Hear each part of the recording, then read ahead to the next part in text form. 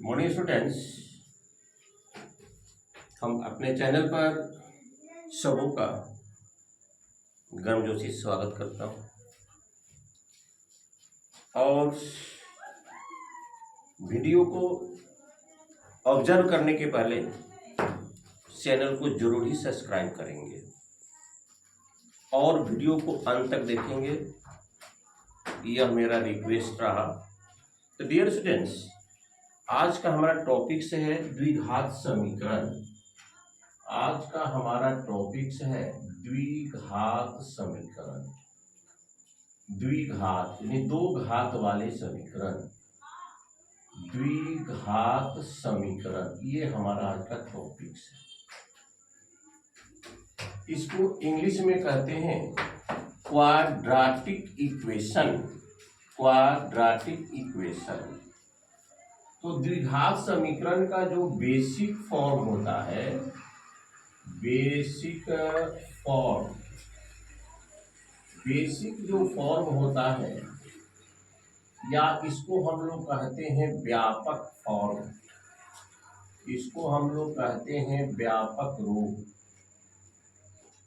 ये होता है आपका ax² plus bx plus c बराबर 0। लेकिन इसमें एक कंडीशन होता है। वह कंडीशन क्या होता है? जहां a बराबर 0 नहीं होना चाहिए। अगर a बराबर 0 होता है तो ये लाइनर इक्वेशन बन जाएगा। a अगर 0 पुट करते हैं तो x² गुना 0 बराबर 0, तो पावर 1 वाला लाइनर इक्वेशन कहलाएगा, जिसको कि रैखिक समीकरण हम लोग कहते हैं। क्वाड्रेटिक इक्वेशन का जो ग्राफ होता है पैराबोला, परवलय या तो यू आकार का होता है या तो ये वी आकार का होता है, जिसको कि हम लोग पैराबोला कहते हैं। अब देखिए, x² का जो गुणांक है, गुणांक को हम लोग लेफ्ट साइड में देखते हैं। तो x² के गुणांक को, x² के गुणांक को a द्वारा रिप्रेजेंट करते हैं। x के गुणांक को,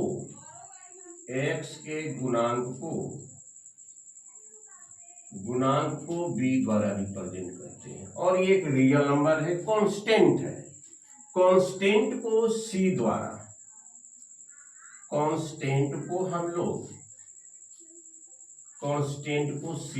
लिखते हैं। तो डियर स्टूडेंट्स, ये कोई जरूरी नहीं है कि क्वाड्रेटिक इक्वेशन में 3 ही टर्म रहना चाहिए, कोई जरूरी नहीं है। केवल पावर इक्वेशन का 2 होना चाहिए। आपका यह भी द्विघात समीकरण है।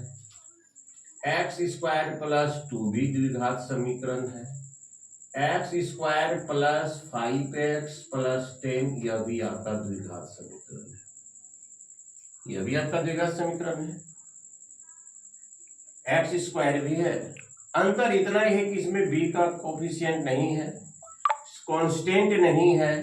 इसमें भी आपका x² है, c का टर्म है, लेकिन b नहीं है। उससे कोई लेना देना नहीं है। केवल मैक्सिमम पावर 2 होना चाहिए। उसको हम लोग क्वाड्रेटिक, और 1 वेरिएबल्स, एक चर होना चाहिए जिसकी मान हमेशा बदलते रहती है। उसको वेरिएबल क्वांटिटी कहते हैं, चर राशि कहते हैं। और जितनी भी संख्याएं होती है वह अचर राशि कहलाती है, नॉन वेरिएबल्स कहलाती है, और कांस्टेंट। और यह भी आपको मैं बता रहा हूं, द्विघात समीकरण के हल कितने होते हैं। द्विघात समीकरण के हल, द्विघात समीकरण के जो हल होते हैं वह 2 होते हैं। द्विघात समीकरण के हल 2, जिसको कि अल्फा और बीटा के नाम से जाना जाता है। जिसको कि अल्फा और बीटा के नाम से जाना जाता है। इसको वैल्यू भी कहते हैं, मान भी कहते हैं 0। अगर इस वैल्यू को इक्वेशन में पुट कर देंगे, अगर इक्वेशन का वैल्यू 0 हो जाएगा, तो these are called 0 of the quadratic equation, द्विघात समीकरण। द्विघात समीकरण के 2 रूट्स होते हैं, 2 हल होते हैं, जिसे अल्फा बीटा के नाम से जाना जाता है। अगर मान लिया जाए, हम बता रहे कि इक्वेशन लेते हैं x square plus 7x plus 10, यह आपका क्वाड्रेटिक इक्वेशन है, क्योंकि x पर पावर 2, x पर पावर 1 ये कांस्टेंट हो गया। इसको इसमें एक्स स्क्वायर के कोफिशिएंट को a द्वारा देखते हैं। एक्स स्क्वायर का गुणांक कुछ भी नहीं है, लेकिन 1 को कॉमन कोफिशिएंट सामान्य गुणांक माना जाता है। तो यहां पर एक मान लिया जाए हिडन में है, तो a बराबर 1 हो गया। b बराबर x के गुणांक को b द्वारा और 10 जो है कांस्टेंट, इसको c द्वारा डिनोट करते हैं। इसको हम लोग c द्वारा डिनोट करते हैं। अब हमारे पास रहा कि भाई इसको हम लोग फैक्टराइजेशन करेंगे, लेकिन फैक्टराइजेशन करने के पहले डियर स्टूडेंट्स, पहले देखिए कि इसका फैक्टराइजेशन संभव है या नहीं है। इसका फैक्टराइजेशन संभव या नहीं है, और डायरेक्ट फैक्टराइजेशन की प्रक्रिया पर जाना उचित नहीं है। आपका समय भी वेस्ट होगा और हिसाब भी आपका नहीं बनेगा। तो सबसे पहले इसके नेचर का हम लोग पता करेंगे। सबसे पहले चलिए डी मीन्स होता है विवेचक। विवेचक डी बराबर B square minus 4ac, B square minus 4ac, B square minus 4ac। B का वैल्यू 7 का स्क्वायर और a का वैल्यू 1 है, c का वैल्यू 10 है। तो 7 7 49 और 40, ये हो गया 9। तो ये हो गया ग्रेटर देन 0। अगर d का वैल्यू ग्रेटर देन 0 होता है, d ग्रेटर देन 0, जैसे 9 आपका it is the greater than 0, आप लिखेंगे मूल संभव होगा, मूल संभव होगा, बराबर होगा, यानी समान और वास्तविक होगा। कहने का मतलब कि अल्फा और बीटा दोनों का मान एक ही आएगा। अल्फा और बीटा दोनों का मान एक ही आएगा। अल्फा बराबर बीटा, जो वैल्यू अल्फा का होगा वही वैल्यू आपका बीटा का होगा। अगर डी अल्फा और बीटा ये डी बराबर 0 कर दिया जाए, डी बराबर अगर 0 आता है तो मूल संभव भी होगा, बराबर भी होगा, वास्तविक होगा, और दोनों आंसर मूल रूट्स बराबर होंगे। अगर डी 0 से बड़ा है, जैसे 9 है, इस परिस्थिति में जो आपका रूट्स आएगा, तो आप तो मूल संभव भी लिखेंगे, मूल संभव, वास्तविक लिखेंगे और असमान लिखेंगे। बराबर नहीं होगा। अल्फा और बीटा का वैल्यू बराबर नहीं होगा। Alpha is equal not to beta, दोनों अलग अलग वैल्यू में आएंगे, दोनों अलग अलग मान में आएंगे।